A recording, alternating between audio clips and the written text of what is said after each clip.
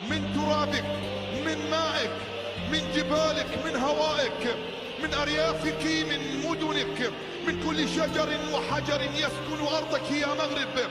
تشربنا السمو والسؤدد.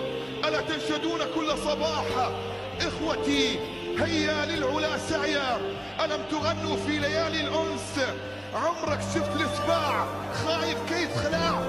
هيا بنا، هيا بنا أيها السبع الأطلسي الشرس إلى حلم يرونه بعيدا ونراه قريبا.